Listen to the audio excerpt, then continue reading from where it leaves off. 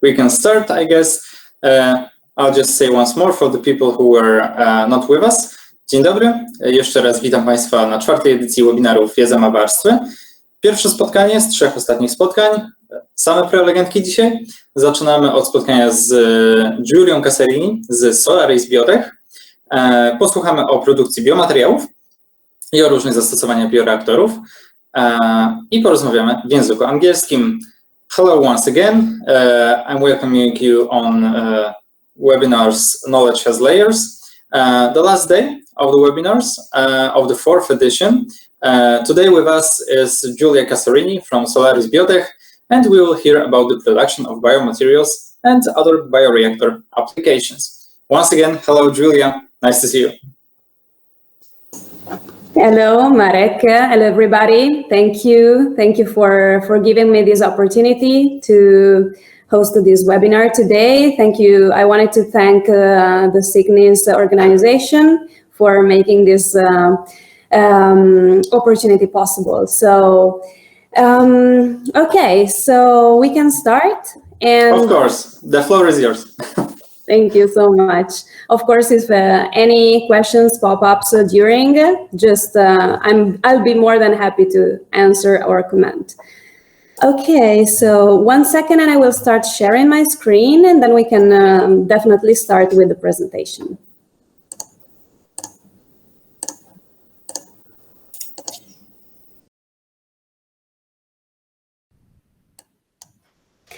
Okay, today I wanted just to give you just a brief overview on the group Solaris, and then we will focus specifically on the different type of applications covered by our product portfolio. Specifically today, we will have the pleasure to analyze from the very beginning a nice case stories in regard to the production of biomaterial obtained through fermentation. And right after, we can analyze the most critical times which are involved in a scaling up procedure through bioreactor technologies. I just want to make sure that everybody can hear me clear and can see the presentation smoothly. Okay, so okay, just a brief introduction on our group. So Solaris Biotechnology is a biotech company founded in 2002. Today, still, Solaris Biotechnology as a group belongs to the same ownership and has been now divided into different divisions, specifically producing specific solution in regard to the biotech application. So our experience started in the production of industrial solutions, so bioreactor and fermentation system of production or pilot scale. And this is what Solaris Industrial Division is today still working. So from the R&D to the engineering and the real manufacturing of bioreactor systems. And during the years, we developed a specific division for the laboratory equipments as well. So let's say that we transferred our knowledge and expertise also into the laboratory scale bioreactors and fermenters. Today, we do have 2 specific divisions providing these 2 solutions from the R&D to the engineering up to the production. Beside these, we have also specific sales and service, including the after-sales assistance globally. So we are located in Italy, in the north of Italy, in the town of Mantova. And we do have a division for the Asian and Pacific market in Kuala Lumpur, Malaysia, and another division for the American countries in the San Francisco Bay Area. Production, manufacturing, and engineering, as well as the R&D, is still completely owned in the Italian division, in the Italian headquarters. So Today, Solaris is now providing biotech solutions. Specifically, what we produce is exactly fermenters and bioreactors, both for the R&D up to the production scale. So one of the specific features of our solution is giving the opportunity to scale up organically from the very R&D phase up to the production. This is something that we will analyze in the next session of the webinar today. In here we have just a couple of pictures showing our different divisions, so Solaris Lab and Solaris Industrial, showing the two different type of products that are developed under the brand of Solaris.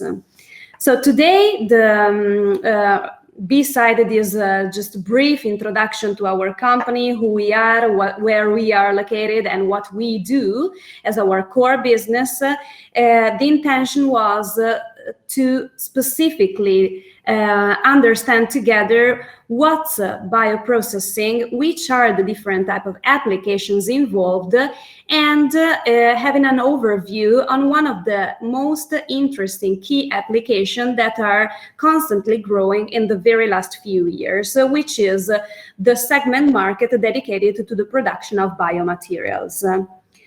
So what's bioprocessing? It's a technique in which microorganisms, living cells, or their components are used as a biocatalyst to produce a desired end product. So this is actually the deep meaning of bioprocessing. In here we have a very nice table showing the different discoveries and the different chronological steps that humanity took place over the centuries. Because the processing of biological materials into useful products have been practiced throughout the ages, as you can see really from this picture here below, which just give a short glance on it. So for survival, method of preservation of agriculture to produce and facilitate food storage, this was, since the very beginning of the early stage, one of the primary concern that drag humanity to start thinking about processing methods. So early processing methods reflected the availability and development of processing implements made from wood, stone, metals, and other materials. This is actually the real history of humanity. So particularly in the last century, so let's now concentrate not, of course, on the very Paleolithic ages, but in the very last century, engineering aspect of bioprocessing have benefited from the developments in mechanization and the continual development of new equipment and systematic processing material has grown dramatically. Beside these, sophisticated automation and control methodologies arising from advances in electronics are now getting benefits from the bioprocessing engineering. So there's a lot of, there's a huge world behind bioprocessing, which is really part of our nature since the very early stage of humanity. So what's now a biological engineering that I was mentioning right before? So biological engineering, it's really the basics of our business today. So nature offers enormous potential to improve the productivity of humanity for triggering future technologies. Rules, concepts, mechanism, design, different principles of biological systems are always inspired the development of new methods of processing algorithms and manufacturing. So biological principles of building, regulation, and controlling are well worth learning for us in developing an innovative and sustainable society. So this requirement, this demand, has spawned a new research field, which is the biologically inspired engineering or biological engineering.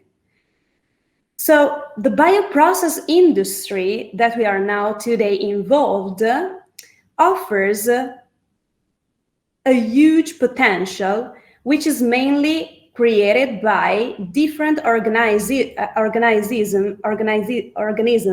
require completely different processing conditions. And now what's important is understanding which are the different conditions required by microorganisms to grow and develop themselves.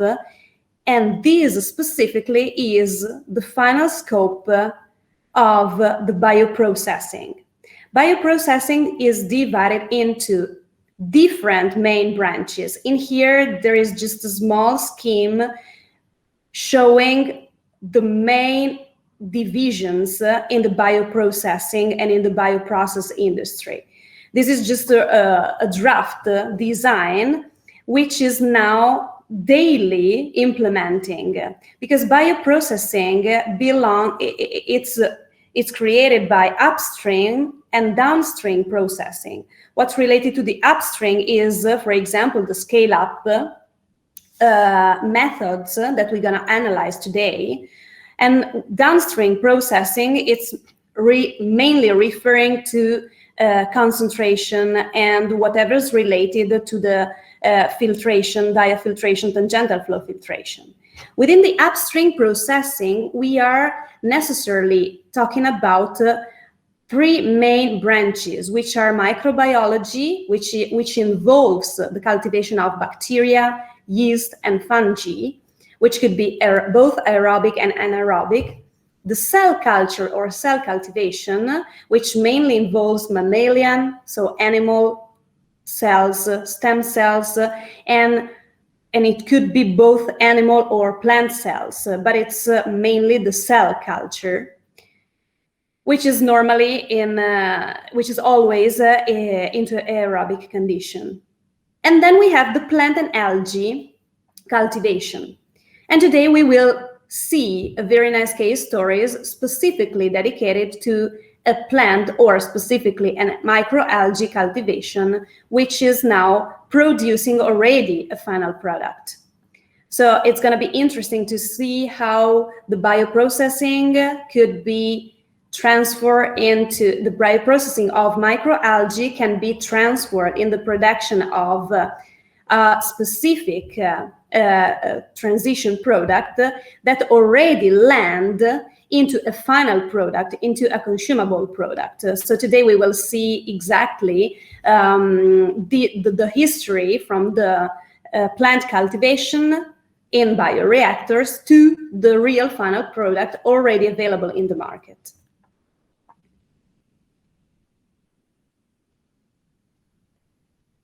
So various efficient bioprocesses created by nature, I named just a few of them, which could be the photosynthesis, for example, which is strictly related to the plant or specifically to microalgae cultivation, is just one.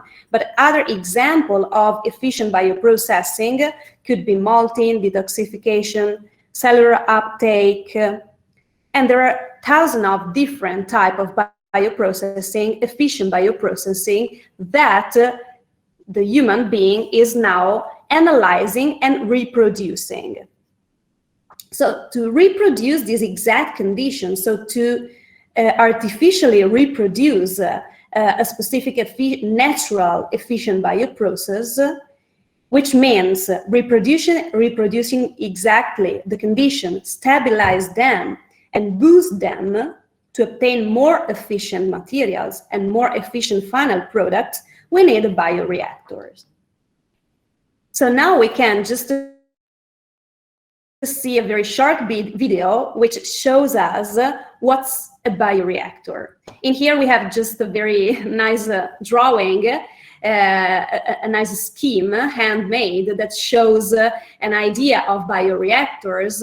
But now we can just simply watch a short video which shows us what's the purpose, or what is a bioreactor.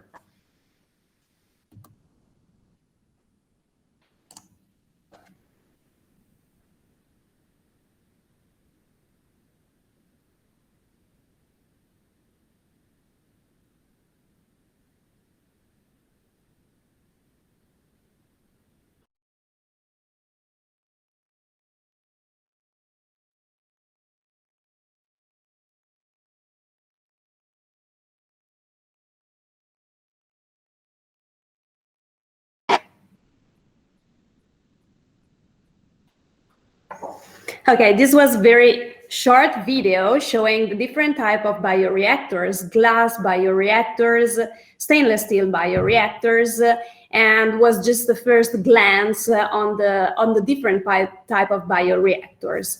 So what's important to know is that bioreactors is, sorry, let me reactivate the presentation. So a bioreactors is mainly a tank, a vessel, where it's possible to monitor, control, and boost a microorganism cultivation.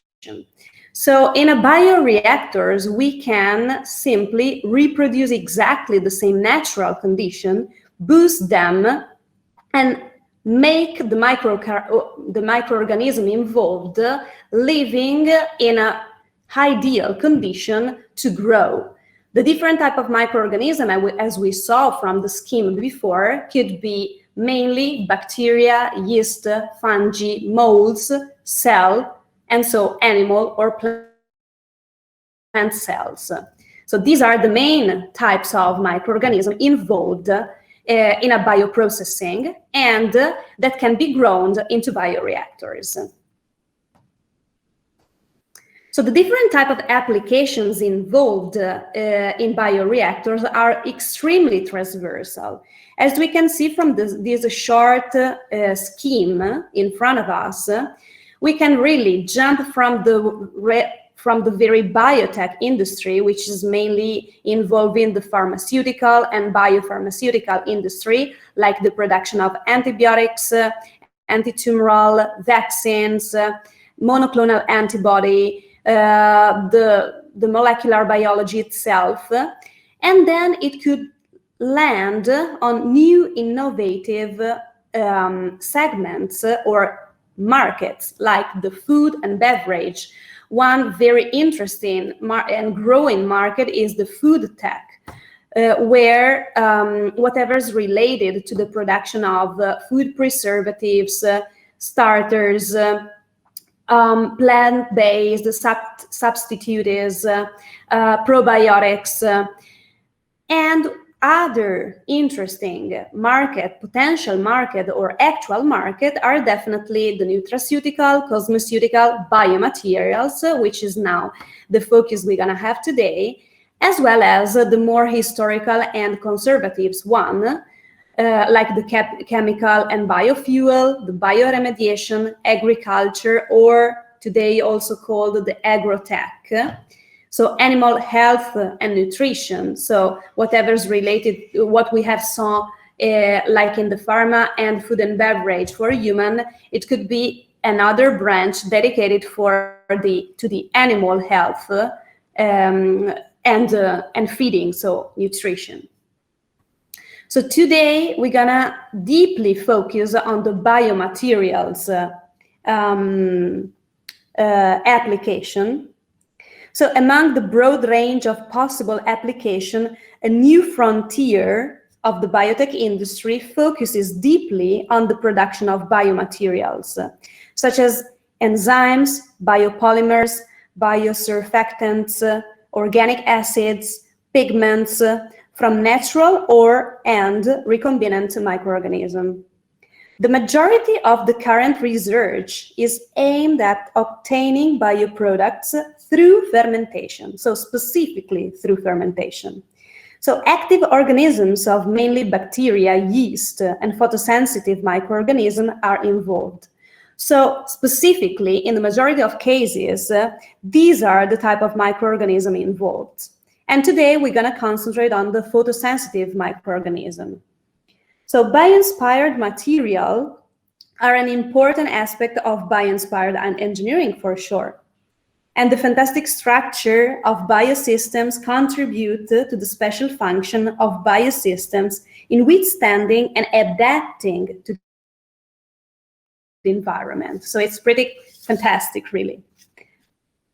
So this timeline showing just the key development in the design and synthesis of material inspired by the natural bioprocessing, which is really pretty, there's a high impact, so it's pretty interesting to see how deep it could be and how inspiring it could be the production of biomaterial, but from natural bioprocess. This is the main division is between the biomineralization inspired products, the photosynthesis inspired products, or it could be also other type of bioprocess inspired fabrication, like the silkworm directed synthesis, luminescent CDTE, quantum dots. All those are, let's say, new procedures involved. So this introduction, this general introduction to the biomaterial industry, lands on a very impressive case stories that I'm happy and very honored to share today. This case story we named the Grinsky Revolution, because everything begins with microalgae and involves the production of ski. So this project is a project that Solaris has worked with two other companies, Checkerspot and Wonder Alpine. So we will later watch a very nice testimonial video showing exactly the different, in this video we will see exactly the specifics of the project, and also we will see the different process involved in this project. Because Checkerspot is an American company dedicated to the production of new blocks of materials to obtain new engineered product from fermentation. The second company involved, Wonder Alpine, is the company that produces its own brand of ski. So the ski that we have in the picture in front of us is the ski dedicated to this project.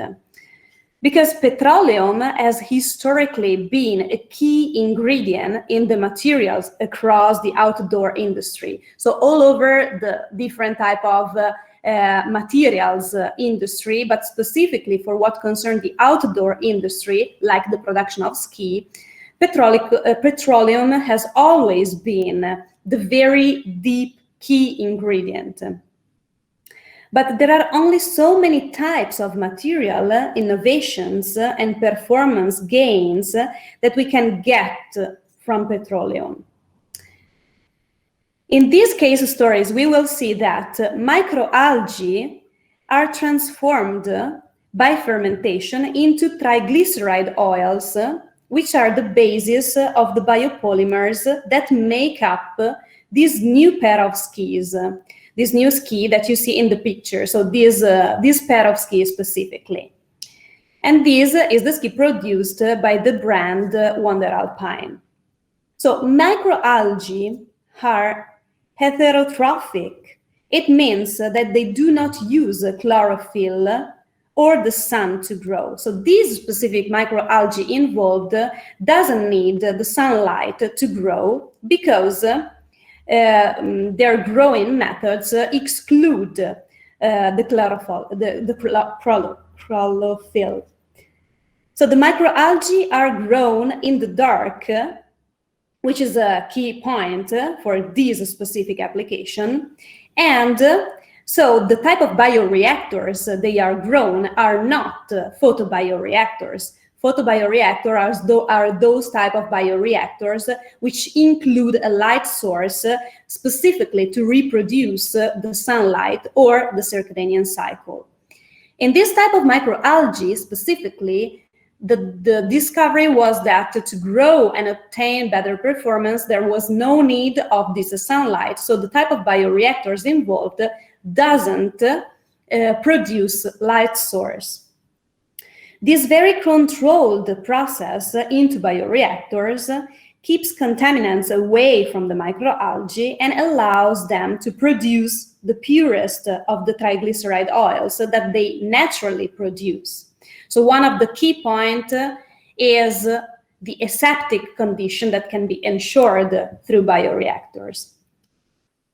So plant sugars or other nutrients are fed to the microalgae and they grow full of oil in the fermentation tanks. Then the microalgae are removed from the bioreactors and dried out. The oil is then finally extracted and can be used for the second phase of the process. So the first stage of the process is producing this triglyceride oil, and then the second phase is transforming into biomaterial, so specifically in this case, biopolyurethane.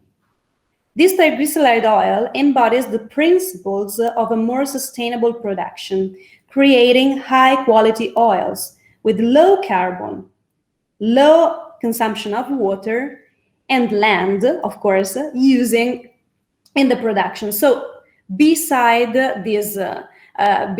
this huge discovery, excluding the usage of petroleum, it's also important from sustainability point of view, because of course, the low carbon dissipation, the low water and land consumption create a higher impact on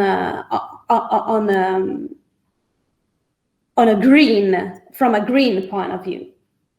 The process uses an efficient closed system with a low carbon footprint, where waste sugarcane is used to generate the electricity and the steam that powers the facility. So also from this point of view, let's say that there's a very interesting attention to the sustainability of the whole process, starting from the very beginning. So producing algae oils with fermentation takes only days and yield more tons of oil per hectare than most plant-based oil. So imagine the high potential, the incredible huge potential of this discovery. That means it can use less land to make more oil. So really, from a sustainability point of view, it's a very huge discovery. So what we are going to watch now is a very nice testimonial video which has been shooted at the Checker Spot, which is the American company producing the process, so transforming this microalgae into triglyceride oil. And there is going to be also a nice interview from the designer of skis from the Wonder Alpine company, just to close the loop.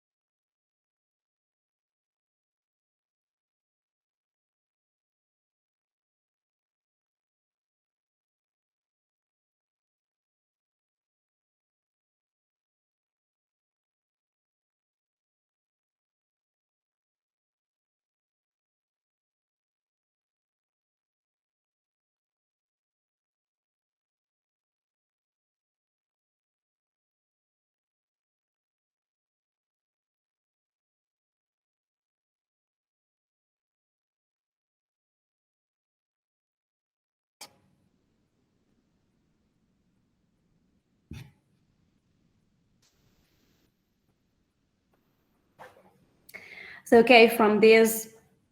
Sorry, Julia. I'm sorry. I have to apologize because we had some technical issue.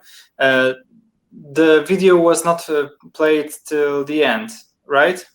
Yeah, but it's not a problem. It was the very few seconds before ending, so no okay, worries. Great. So just one thing, and I will switch my camera off. If you'd like to watch the video till the end, of course, also the first video, the links are in the chat box. Thank you, and sorry. No worries at all. Actually, I'm sure that we really saw the main part of the video, which was really close to the end. But what was interesting to see was how possible could be to transfer this technology into a real production.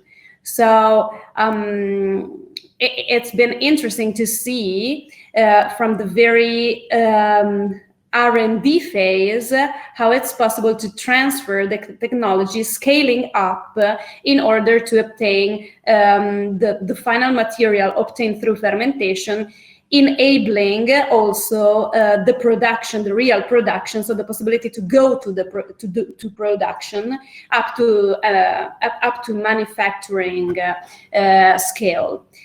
Because the final part of the topics today is going to be dedicated to the scale-up methods.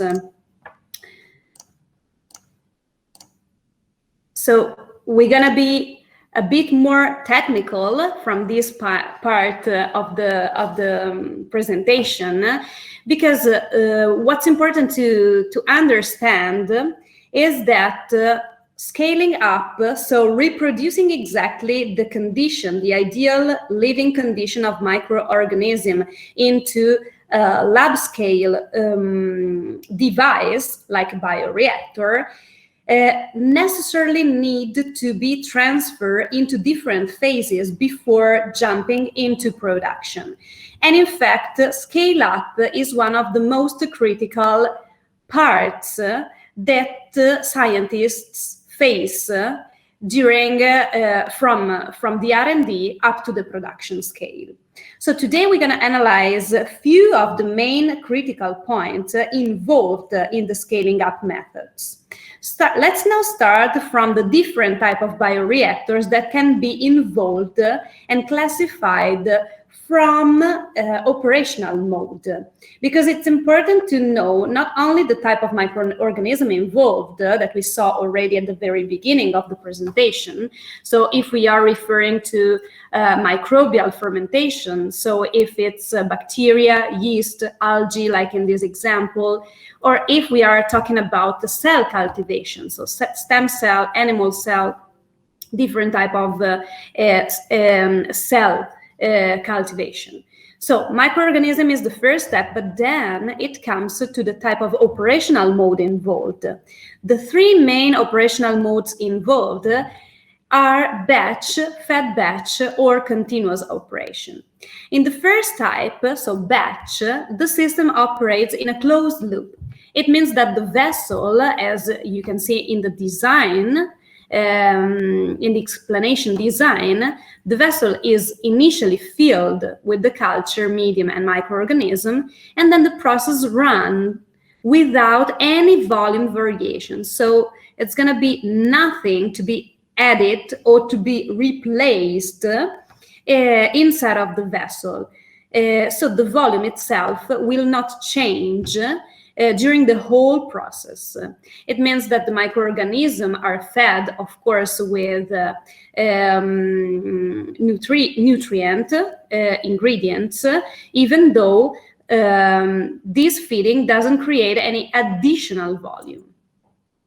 We're going to have the fed batch situation, which is an hybrid operational mode between the batch and the continuous, where the vessel is filled with the culture, medium, and microorganism, and after a certain time interval, the substrate is fed.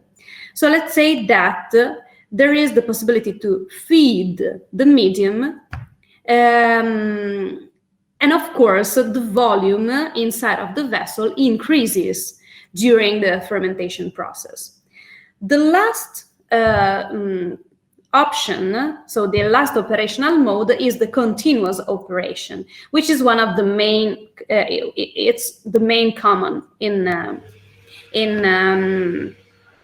I mean, it's not the main common overall, but it's the most commonly used when bioreactors are involved.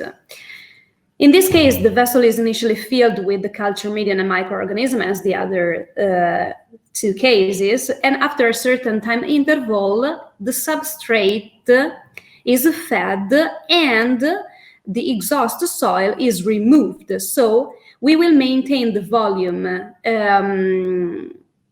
exactly. We will maintain exactly the same volume from the very beginning up to the end of the process, but there is a recirculation of new media fed and exhaust soil to be extracted. Another important classification we needed to take into account depends on the gases distribution. So first criteria, as we saw, was the type of microorganism involved. Second criteria was the type of operational mode involved. Depending on the type of the microorganism involved, on the type of process, I necessarily have to understand if my process is going to be a batch, fed batch, or continuous. And beside these, we enter another critical point, which is the gas distribution. Depending on the requirement of gas by the microorganism involved, we can have different type of structure itself of the bioreactor. We can see some design in here. The first one, the stirred tank bioreactor, is the most classical and also the highly requested in general. So the majority of the market segment focuses on the stirred tank bioreactors, which means that the vessel has a steering, which could be from top or from the bottom. Normally, within a laboratory scale, the steering is always from top. And when we scale up to pilot or industrial situation, the steering could be from top or from the bottom, depending on the requirements of the process. So we have a steering element, which is an agitation group with impellers of different type, and a gas inflation through a specific device called sparger. The type of sparger has specific holes, and the porosity and the size of the holes depends on the type of gas involved and on the type of microorganism involved. We do have the second type of design of bioreactor based on gas distribution is the packed bed or the fluidized bed reactor. In this case, cells are immobilized in the bioreactor, so in the vessel, because to grow they need to adhere to specific surface. So we're gonna have a specific device inside of the vessel enabling the cells to be immobilized and to grow attached, adherent to specific surfaces. I'm mainly referring to microcarriers, for example. In this case, generally, the gas dissipation should be very gentle. So there's going to be a gas source from the bottom that dissipates the bubble of gas throughout this packed bed or semi-packed bed, which is the fluidized bed,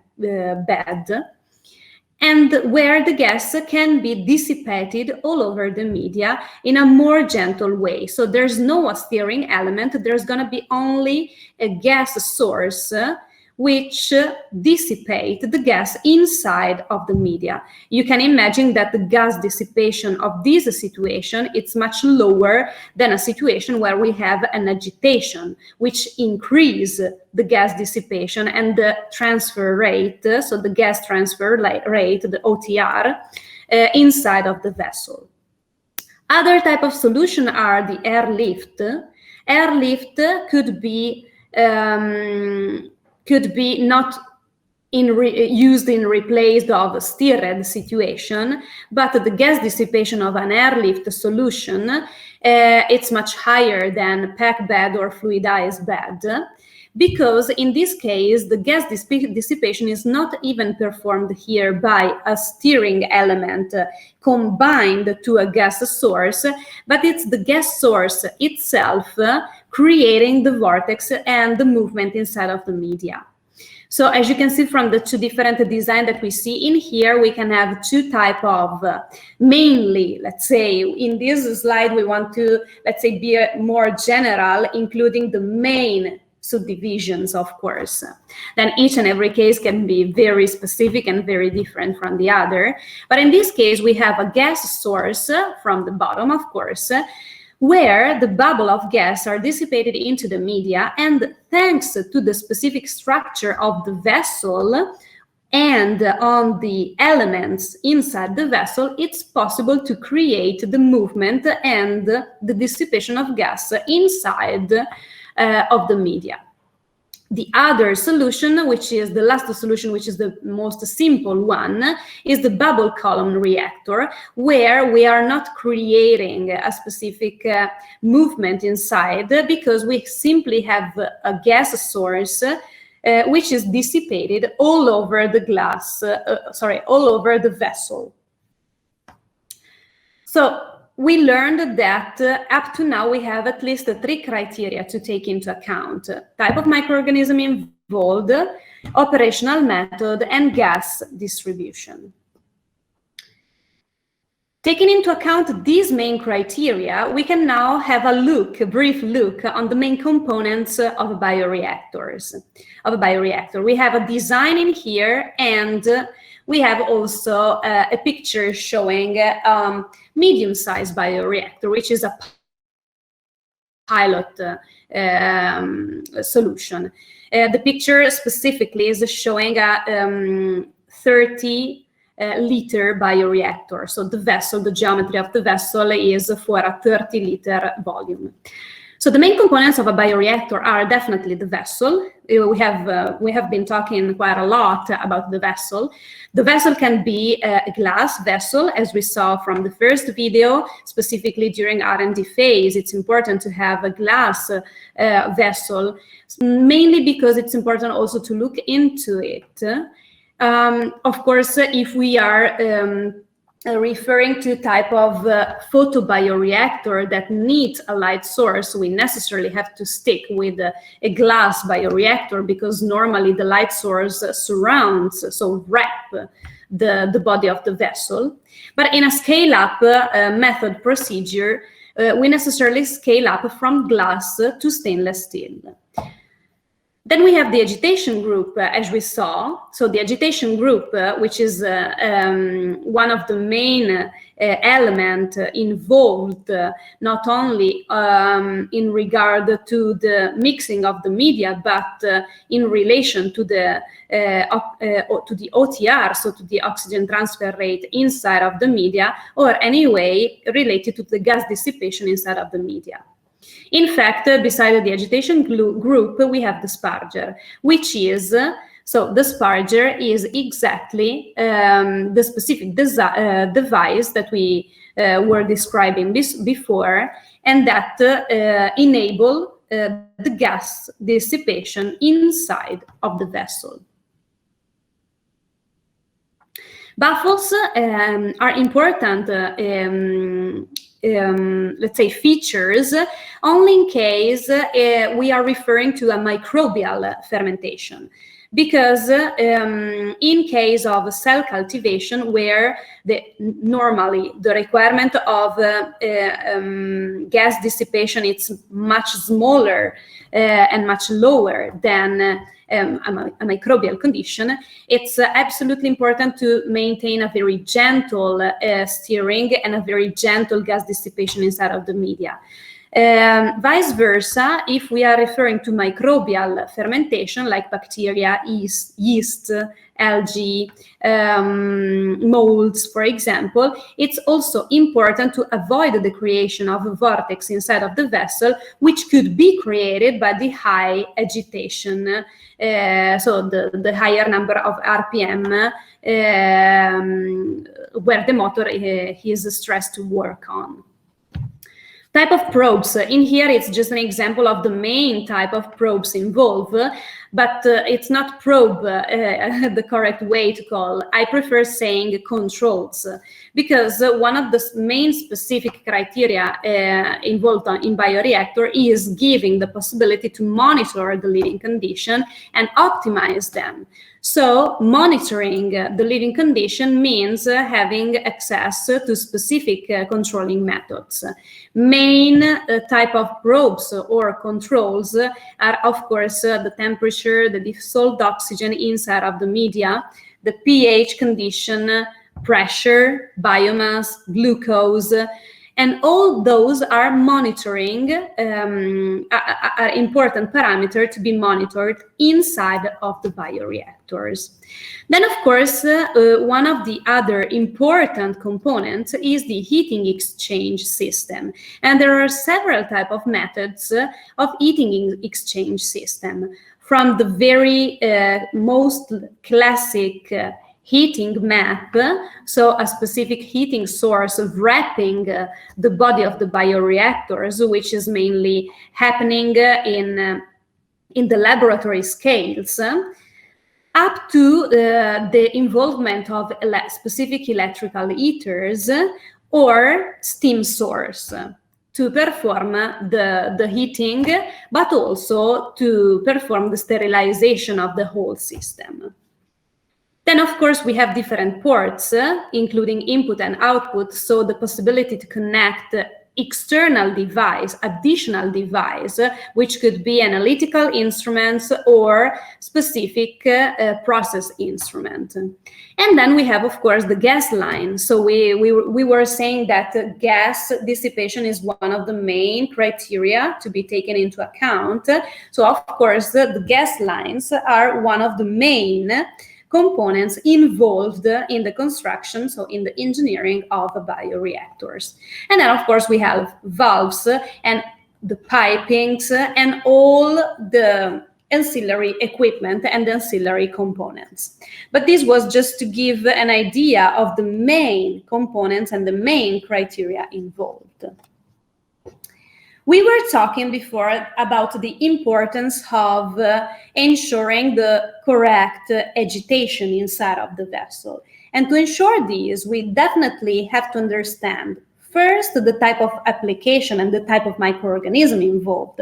In this chart, we can have a clear overview on the main distinguishing, where we have the first type of application, which includes bacteria, yeast, fungi. The second includes animal, plant, and plant cells. And the third includes animal and plant cells more sensitive to the mechanical stress, shear stress.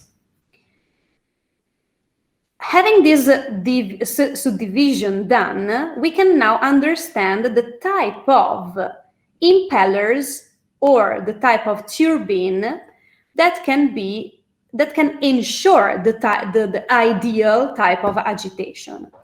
We have three main designs here. There's a lot of more. This is just the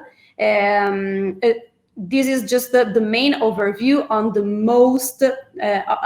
most commonly used type of impellers.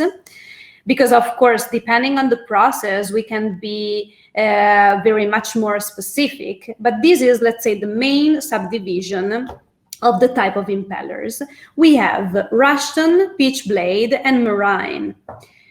The main distinguishing of these three type of impeller is the type of flux that can be generated by the impeller. So Rushton can ensure a radial flux. As you can also see from the design included in the chart, the radial the radial flux ensures an horizontal agitation with the creation of vortex adherent to the impeller itself. So in this case, it's possible to boost the power of the impeller and ensure an even higher agitation loop. With the pitch blade, we have an hybrid type of flux because it's a radial axial flux. And with a marine type of impeller, propeller, better called, we ensure an axial flux. The axial flux, as you can see, create a higher vortex, which is necessarily more gentle. So it's and in fact, the marine type of impeller is normally recommended for those type of microorganisms, specifically animal and plant cells, which are extremely sensitive to mechanical and shear stress. Because the design itself of the propeller ensure a very gentle, so a less stressful agitation for the microorganism. Mixing is so one of the key ingredients involved in a bioreactor. In fact, we can see from the graph in front of us the different type of dissipated power that we have in the system, depending on the type of impellers involved. We have an example in here where also another type of impeller, which is a radial curve impeller, has been taken into account. This is, for example, I was saying that these are the three main, so Rushton, pitch blade, and marine, but there are tons of other type of impeller that can be developed or specifically manufactured for the specific process. In here, the impeller number 2 is a radial curve, which is a sort of hybrid version between the Rushton and a pitch blade. And from the graph, we can see the dissipated power between a Rushton, which is expressed in the curve number 1, up to the marine. So we can see an incredibly different type of gas dissipation inside of the liquid, inside of the fluid. And also, from the design that we have here below, we can see how changes, how much it changed depending on a higher steering situation or a lower steering situation, from the very low on up to the top. So there's a lot of criteria that are now taken into account and involved in the process.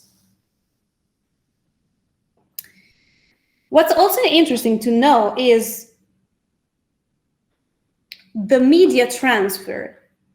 So from this design in here, we can see the different stages of oxygen transfer from the inside of a bubble to the cell. And we just summarize them into 8 different stages, which is the bubble inside toward the bubble wall, which then move toward the liquid gas interface and then stay stagnant and create a stagnant film diffusion around the bubble. Right after, there's the transfer into the liquid, so the transport of the oxygen bubble into the liquid up to the cell, up to the moment it heats the cell. And then to heat the cell, also here we have the stagnant film diffusion around the cell, the movement throughout the cell wall interface, and then the transport to the site of the biochemical reaction, to the real oxygen biochemical reaction. So this is actually the media transfer, and really depends, and the media transfer really depends on the type of microorganism involved, and also the time of this media transfer really depends from microorganism to microorganism. And usually the resistance that controls the transfer rate of matter is given by the liquid film that surrounds the bubble. So the stage number 3. So we saw how important and how difficult, how many criteria we should involve and we should take into account from the very beginning of our process. This is a nice design showing an ideal scaling up methods, which start necessarily from the flask, with a first initial scaling up step into bioreactors, where we start monitoring and controlling all the condition into aseptic condition, and we can start creating reproduced methods. And then after the initial stage into bioreactors, R&D phase, let's say, we jump and we scale up. So we have the technology transfer, which is the pilot scale up to the manufacturing. So what's important to do is ensuring exactly the same living condition and living criteria from the very beginning up to the end. And this is the way we can offer a solution. So this could be the way, our proposal of scaling up method within the Solaris equipment. So the objective of bioreactor scale up is to reproduce in a bioreactor, pilot or industrial, let's say pilot this scale up to the industrial, the condition optimized in the benchtop solution. So optimizing a process right from the very small scale helps in understanding and designing the process. It's necessary to evaluate the most important process variable, of course, and the constant operating variable, as we saw, could be the power dissipated per unit of volume, of course, the volumetric mass transfer coefficient, and the impeller tip speed. So all those variables are to be taken into account during an organic scale-up procedure.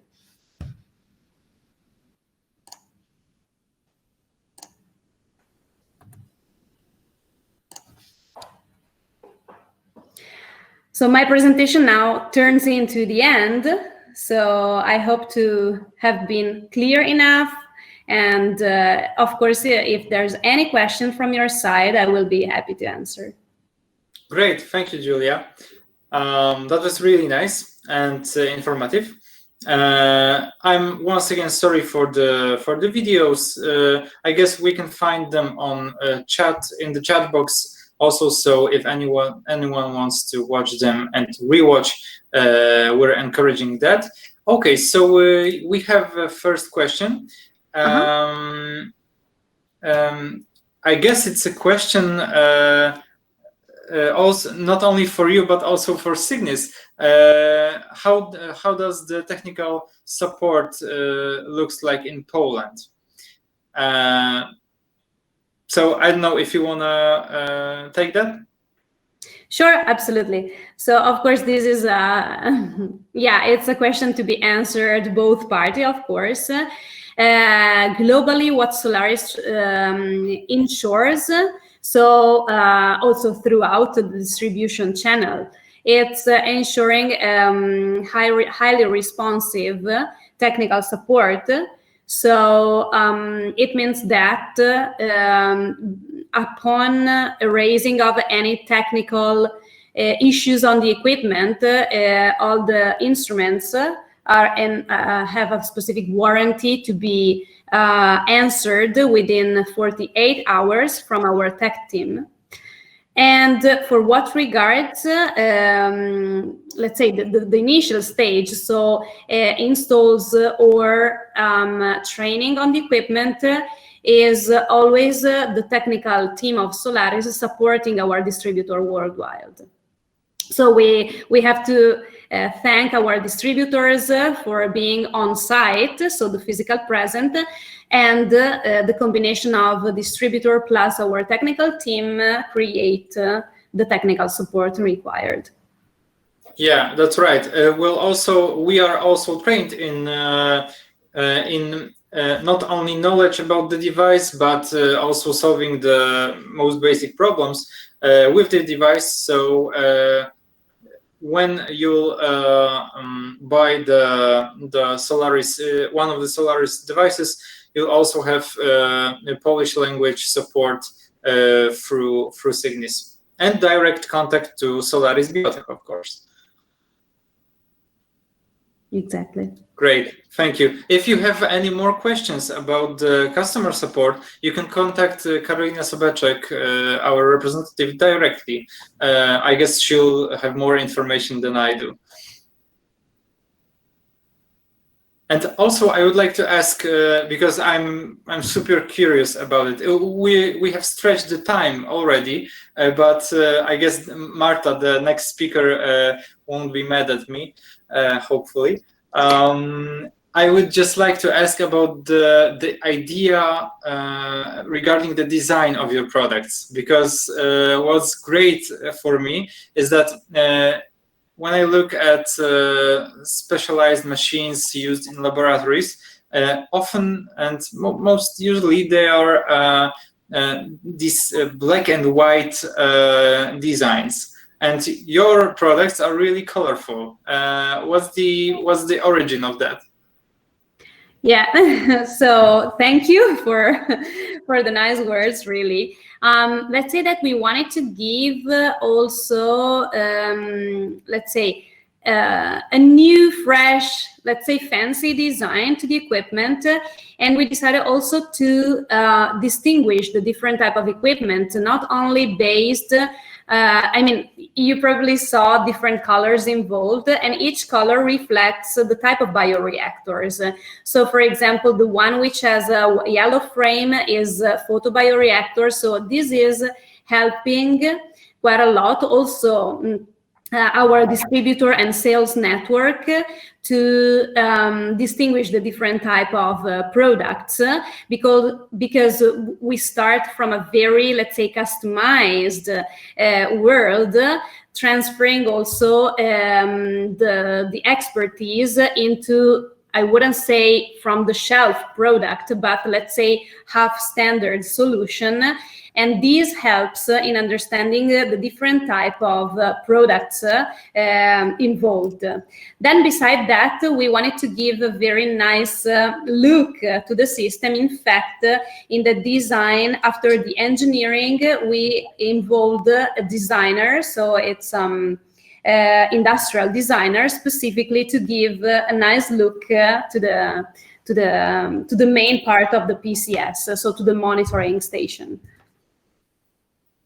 Okay, thank you. And just in a few words, because I guess we will start the next webinar around 11:20, 11:25 a.m.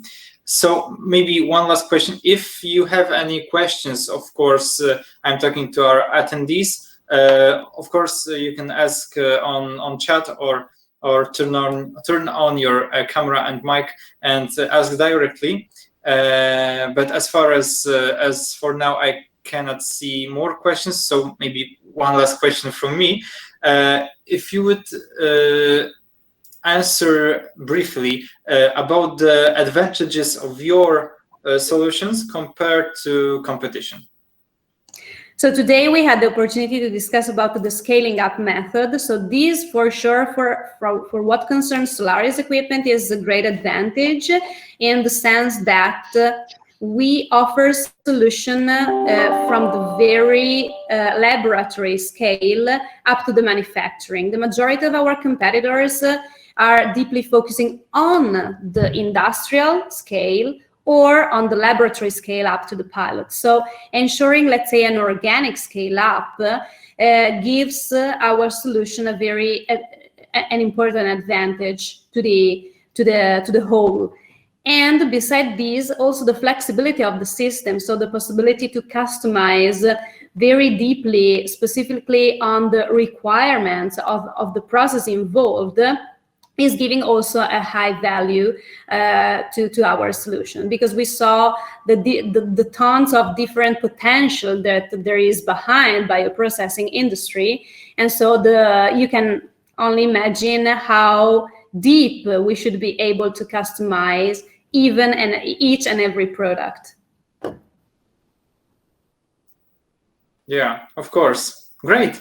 Thank you. Okay, so I don't see any more questions. I guess we can wrap it up for now. Thank you, Julia. That was really great to hear about bioreactors and many, many applications of them. Okay, so thank you once more. I guess we'll see each other soon at the next webinars. And that's all for now. I guess we will start the next webinar around 11:20 to 25. Thank you, Marek. Thank you, Julia, once again. Thank you so much also to all the attendees joining today. Sorry for keeping you longer than expected, and enjoy the rest of your day. Thank you once again. Thank you. And see you later. Bye. See you. Bye-bye. Bye.